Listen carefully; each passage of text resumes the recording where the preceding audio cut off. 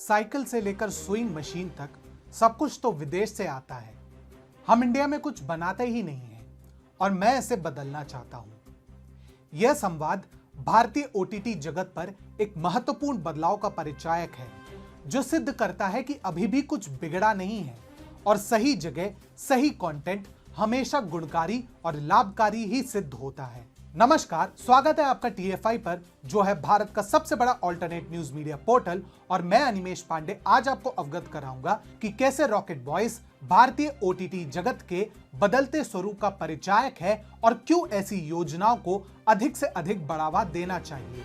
तो अविलंब आरंभ करते हैं। हाल ही में सोनी लिव ऐप पर रॉकेट बॉयज नामक वेब सीरीज का ट्रेलर सोशल मीडिया के माध्यम से प्रदर्शित हुआ, जो जल्द ही काफी चर्चा में भी आया। अभय पन्नू द्वारा लिखित और निर्देशित ये वेब सीरीज भारत के स्पेस एवं परमाणु अभियान के उदय पर आधारित है, जिसमें डॉक्टर होमी जहांगीर भाभा और डॉक्टर विक्रम साराभाई की योगदानों को केंद्र में रखा गया है और इनकी भूमिका निभा रहे हैं जिम सार्भ और इशवाक सिंह। ये वेब सीरीज इस बात पर प्रकाश डालने का दावा करती है कि कैसे विक्रम साराभाई और होमी भाभा को अनेक बाधाओं का सामना करते हुए भारत के परमाणु हथियारों और स्पेस आकांक्षाओं को पूर्ण करने के लिए एड़ी चोटी का जोर लगाना पड़ा। होमी जहांगीर भाभा ने जहां Tata institute of fundamental research, बाद में भाभा एटॉमिक रिसर्च सेंटर के माध्यम से भारत के परमाणु अभियान को बढ़ावा दिया, तो विक्रम साराभाई ने भारत के अंतरिक्ष संबंधी महत्वाकांक्षाओं को इसरो के माध्यम से उड़ान दी।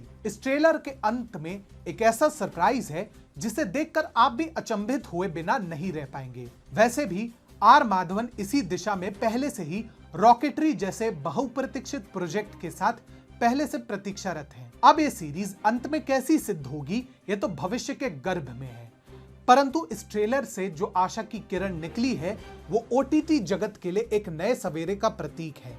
भारत असीमित कंटेंट यानी रचना का अनंत सागर है, जिसे दुर्भाग्यवश हम कभी भी सही से उपयोग में नहीं ला पाए हैं, चाहे बॉलीवुड हो या ओटीटी। इसी का प्रमाण है कि जहां हर प्रकार के संसाधन होने के बावजूद बॉलीवुड दिन प्रतिदिन रचनात्मकता और मौलिकता के क्षेत्र में पिछड़ता जा रहा है, तो वहीं दूसरी ओर क्षेत्रीय फिल्म उद्योग, यहां तक कि हॉलीवुड भी इस खेल में काफी आगे निकल चुका है। लेकिन कहते हैं कि जहां भगवान एक द्वार बंद करता है तो वहीं अवसर का दूसरा द्वार भी खोलता है। भारतीय ओटीटी जगत में जो परिवर्तन हो रहा है, वहां पर अब केवल वामपंथी कंटेंट का एक छत्र राज्य नहीं हो सकता। पिछले ही वर्ष द फैमिली मैन के सीजन 2 और स्पेशल ऑप्स 1.5 ने इस क्षेत्र में अप्रत्यक्ष रूप से ही सही, परंतु काफी महत्वपूर्ण बदलाव किए। हालांकि अभी भी मुंबई डायरीज, महारानी और द एम्पायर जैसे एजेंडाधारी वेब सीरीज बन रहे हैं,